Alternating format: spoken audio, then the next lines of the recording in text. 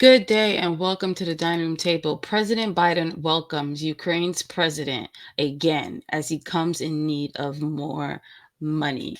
Please subscribe, like, and share. So here is President Biden getting ready to greet President Zelensky. He's running out of money.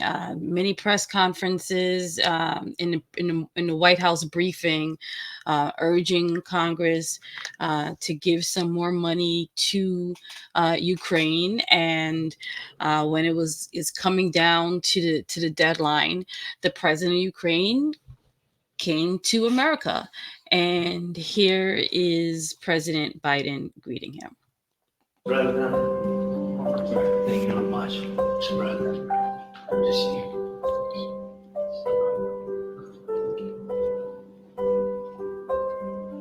You know the drill. We're going to bring you the unruly American players. Yes, I know. Very loud people.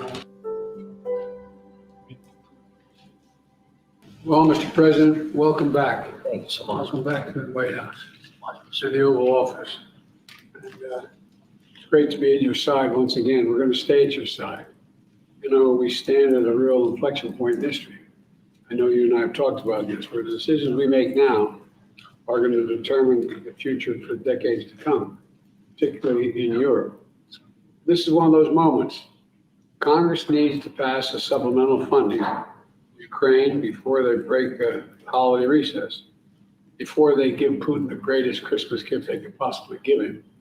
And so because we've seen what happens when dictators don't pay the price for the damage and the death and destruction they cause, and they keep going with no prices paid. The threat to America, to Europe, and the world will only keep rising if we don't act. And we act.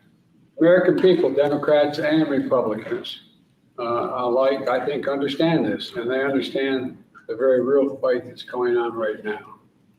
In the winter, this winter, Putin plans once again to bombard Ukraine's electric grid. He intends to, with rockets and plunging families in the darkness in the coldest part of the year and doing great damage. We can't and won't let him succeed. We mustn't let him succeed in that. Mr. President, I called on Congress to do the right thing, to stand with Ukraine and to stand up for freedom. And I want to thank you for being here. You're going to help the cause, and I don't want you giving up hope.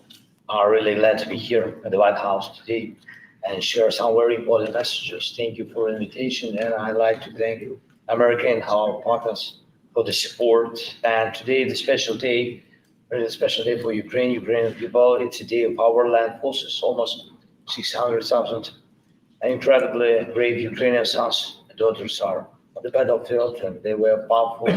This is their day, and really, they prove every day that Ukraine can win. And our forces are advancing, and we have successfully defeated Russia in the Black Sea, and Russia is hiding the remnants of its naval fleet in remote base. And meanwhile, Ukraine has set up an export corridor in the Black Sea that's really boosting our economy and global food security. Yesterday, I met with the IMF. And He said it has boosted his economy. I want to know what your thoughts are on this. I just want to point out, I'm not going to point out a lot of things, everything. I'll just point out a couple things.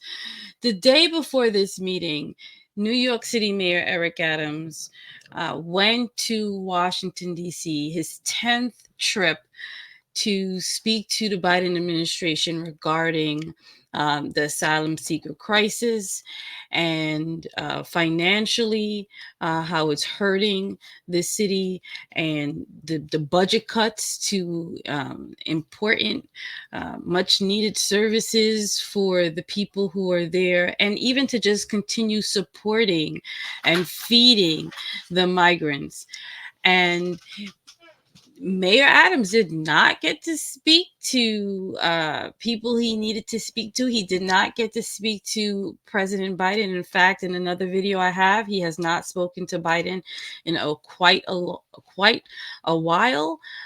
So here he is meeting with President Zelensky. From what I understand, this meeting wasn't really planned. It was President Zelensky decided to come.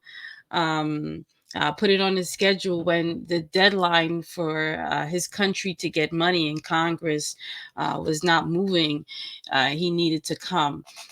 So let's just see. I mean, there's a lot of people in not just New York City. You know, New York City is a big city in the United States, but there are other cities that are suffering, and the residents, you know, are speaking up that, you know, they need help from the federal government, and the federal government is holding these, you know, sudden meetings with uh, uh, other countries when America needs help. President Biden, we see him.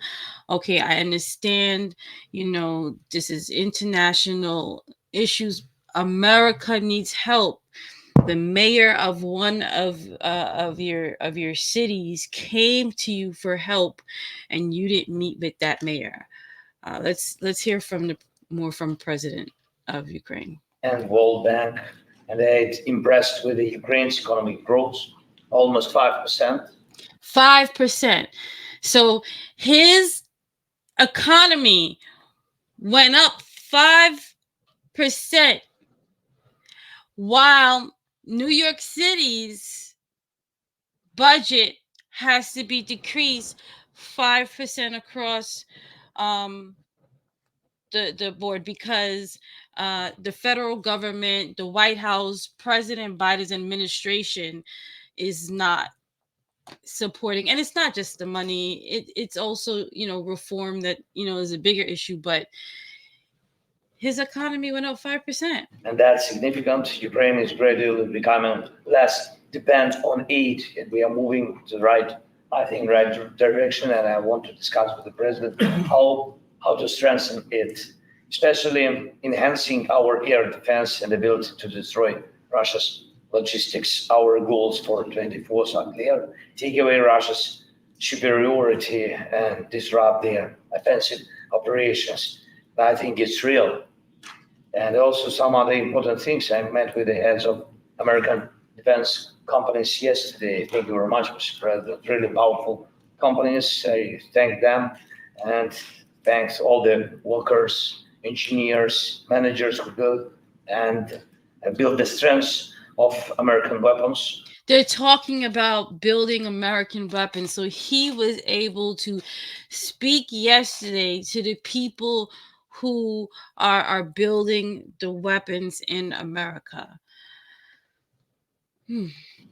Helping Ukraine boost the development of arsenals of democracy. President Biden agreed, and we spoke about it in September, to joint weapon co-production is very important for us, and we'll discuss how to speed up. So he's I don't know if he's making this announcement or if it was announced. We'll see. But Ukraine and America is launching this partnership to make weapons. I guess that's what he's saying. This. We also need to work faster with the frozen Russian assets, over 300 billion frozen assets from terrorists, and we should use it to protect against Russian terror. And I want to talk about some detail. He also wants to talk about some assets that is frozen, terrorist assets, and he wants to speak about unfreezing it and using that money.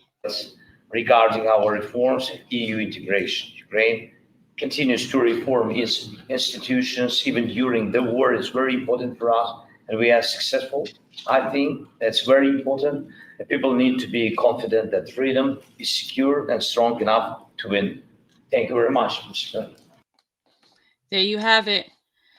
We have more to come, more of their meeting. Please make sure you subscribe, like, and share.